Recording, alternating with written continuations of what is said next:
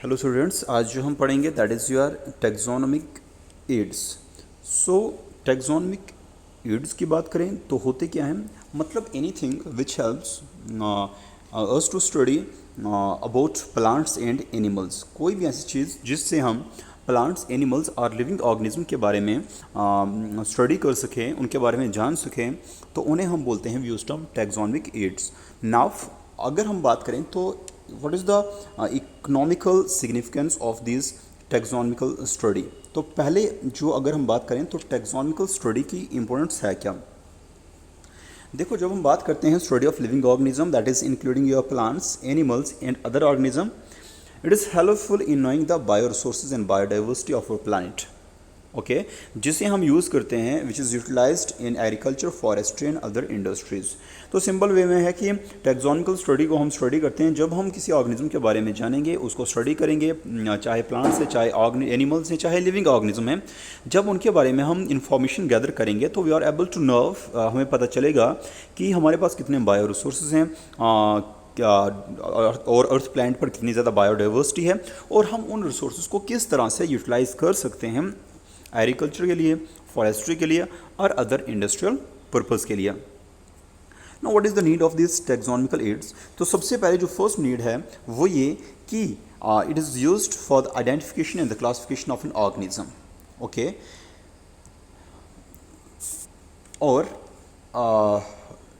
collection of organism is also essential for this purpose. It also includes the gathering and the storage of information along with preservation of many organisms for future study. तो इसमें हम जो है information तो gather करते हैं, organism को study करते हैं, लेकिन उन ऑर्गेनिज्म को हम प्रिजर्व भी करते हैं फॉर फ्यूचर स्टडी। इसलिए जो बायोलॉजिस्ट हैं उन्होंने एस्टेब्लिश किए हैं certain procedures and technique to store and preserve the information as well as the specimen, जो एक्ट करते हैं as the taxonomic aids. Okay, तो सबसे पहले जो हमारे पास टैक्सोनॉमिक एड्स की बात करें तो first one we have here is herbarium and its plural is herbaria. So herbarium जो है ये एक स्टोर हाउस होता है कलेक्टेड प्लांट स्पीशीज़ का। ये इंपॉर्टेंट है या याद रखना आपको। तो mainly deal with what, plant species. So it is it is a store house of collected plant species जिन्हें हम कलेक्ट करते हैं, ड्राई करते हैं, प्रेस करते हैं ताकि मॉइस्चर वगैरह उनसे रिमूव हो जाए, और उन्हें देन हम प्रिजर्व करते हैं ऑन शीट्स। ओके, साथ में जब हम उन्हें प्रिजर्व करते हैं, जिन्हें हम बोलते हैं हर्बेरियम शीट्स, तो उन पर हम उसे दैट इज़ प्रिजर्व करके रखते हैं। और साथ में व्हाट वी कैन डू कि उसके साथ में हम उस प्लांट्स के बारे में कुछ डिस्क्रिप्शन लिखते हैं about the plants specimen end of course the data, कब कलेक्ट किया, क्या कुछ है, एवरीथिंग। उसके बाद जो अरेंज करते हैं हम हर्बेरियम में शीट्स को, it is done according to a universal accepted system of classification. So herbarium में एक्चुअली होता क्या है, तो मैंने आपको बोला शीट्स है जिसमें हमने प्लांट्स को क्या है प्रिजर्व करके रखा है। तो क्या क्या, first step is dry, then उसके बाद प्रेस करते हैं, उसके बाद उसे प्रिजर्व करते हैं। तो what we can do here is, जो हमारे पास स्पेसिमेन होगा तो उसको हम रखेंगे, और साथ में उसके बारे में हम उसे उसकी डिस्क्रिप्शन जो है शीट पर लिखेंगे। नाउ डिस्क्रिप्शन जो हम एक लेवल पर लिखते हैं, जो हम दैट इज़ फिक्स करते हैं at the base of the sheet, और उसमें हम लिखते क्या है, that is date and the place of collection, कहाँ से कलेक्ट किया, डेट क्या थी, और जो नेमिंग होती है that is English, local and botanical name हम उसका लिखते हैं। ठीक है, along with the family and the collectors, जिसने उसे कलेक्ट किया उसका भी नाम वहाँ पर मेंशन रहता है। नाउ स्टेप्स जो हैं, सबसे पहले मैंने बोला हर्बेरियम को बनाने के लिए जो स्टेप्स हैं, सबसे पहले होता है कलेक्शन, उसके बाद हम ड्राइंग करते हैं, poisoning mainly used, it is used for that is their preservation, उसके बाद स्टिचिंग की जाती है, लेबलिंग की जाती है, उसके बाद हम डिपॉजिट कर देते हैं उसे।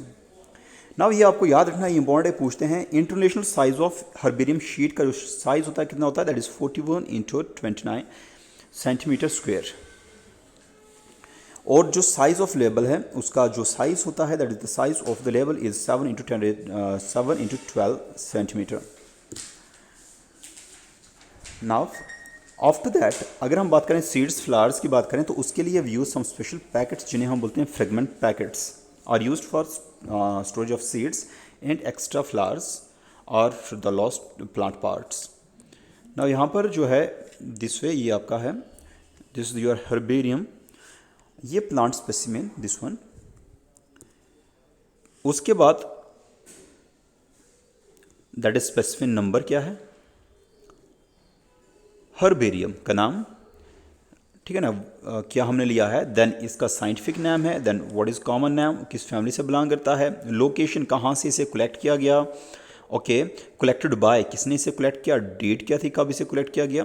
सो ऑल दीज थिंग्स, ये हो गया आपका लेबल, ये हो गया आपका स्पेसिमेन, गॉट इट। तो ये हो गया आपका whole is your that is herbarium, okay. तो यही मैं बात कर रहा था लेबल और हर्बेरियम शीट का जो है साइज़ कितना होना चाहिए। मैं फिर बोल रहा हूँ इंपॉर्टेंट है, ये आपको याद रखना है कि what is the size of the herbarium sheet and साथ में what is the size of the label, ये बहुत ही इंपॉर्टेंट है, पूछते हैं इसको। So we have all this things here, this is the collection of herbarium.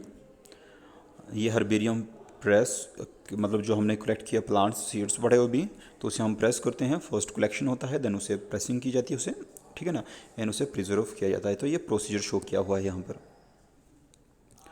Now herbarium की बात करें तो generally we have two types of herbarium, एक होता है आपका मेजर आर जिसे बोलते हैं नेशनल हर्बेरियम भी कहा जाता है, and second one is your minor जिसे कहा जाता है regional or, local or, college or, university herbarium, मतलब जो लोकल लेवल पर बनाए जाते हैं, दैट इज़ कॉलेज में, यूनिवर्सिटीज़ में, ठीक है ना, तो उन्हें हम बोलते हैं माइनर। इन मेजर जो है जो हम आप इंटरनेशनल लेवल पर जिसे हम प्रेजेंट करते हैं तो वो हो गया आपका major. Now we have some important herbarium of the world, that is सबसे पहला आपका जो है that is royal botanical garden Kew of England, दूसरा आपका है British museum of natural, then we have royal botanical garden Edinburgh, then we have herbarium of forest research institute Dehradun में, and herbarium of NBRI Lucknow. तो यहाँ पर ये कुछ herbarium है और कितनी स्पीशीज जो है उनमें प्रिजर्व करके रखी हुई है। तो रॉयल बोटेनिकल गार्डन जो है अगर देखा जाए इन टर्म ऑफ स्पीशीज़ तो सबसे it has that is 6 × 10⁶ number of specimens. In the same way अगर बात करें रॉयल बोटेनिकल गार्डन तो लार्जेस्ट हर्बेरियम अगर इस वे में देखा जाए यहाँ से तो that is 15 × 10⁵ number of species जो हैं they are present. So we have these some important herbarium, ठीक है, ऑन जो थ्रू वर्ल्ड की बात करें एंड ऑफ कोर्स इंडिया की बात करें तो लखनऊ में भी है एंड देहरादून में भी प्रेजेंट है, ठीक है। उसके बाद आप कहते हैं that is your botanical gardens. So botanical garden जो हैं क्या, देखो बोटेनिकल गार्डन जो है स्पेशलाइज्ड गार्डन होते हैं जहाँ पर हम लिविंग प्लांट्स को जो है ग्रो करते हैं अपनी साइंटिफिक स्टडी के लिए और फॉर द रेफरेंस, ठीक।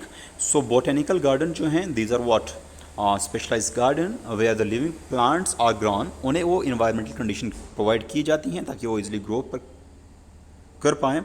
और मेनली क्यों ये गार्डन जो है बनाए जाते हैं, mainly for what scientific study, main purpose इनका यही रहता है। जो भी प्लांट हम बोटेनिकल गार्डन में लगाते हैं तो उन्हें वेल लेबल किया जाता है और वहाँ पर इंडिकेट किया जाता है उनका बोटेनिकल साइंटिफिक नेम एंड उसकी फैमिलीज, ठीक है। जो हमारे पास फेमस बोटेनिकल गार्डन है that is Indian botanical garden, we have national botanical research institute Lucknow में है, लिलॉर्ड बोटेनिकल गार्डन दार्जिलिंग में है, ठीक है। So we have this some of the important botanical gardens, ठीक है। So next is your that is zoological parks. तो zoological park जो हैं ये स्पेशलाइज्ड प्लेसेस होते हैं जहाँ एनिमल जो हैं उन्हें रखा जाता है in a protected environment under human care. So अगर देखा जाए तो जैसे for example we have the example here is that is national zoological park that is in Delhi, we have number of zoological parks. So अगर हम animals की बात की जाए तो zoological पार्क्स में these are we can say that उन्हें condition जो है प्रोवाइड की जाती हैं to their natural habitat and we also say that अगर हम zoological बाग की बात करते हैं तो अगर आपको थोड़ा सा पता है तो we can say that we have the conservation of biodiversity में दो टाइप आती हैं, एक आता है that is in situ conservation, दूसरा आपका आता है एक्स सिटू कंजर्वेशन।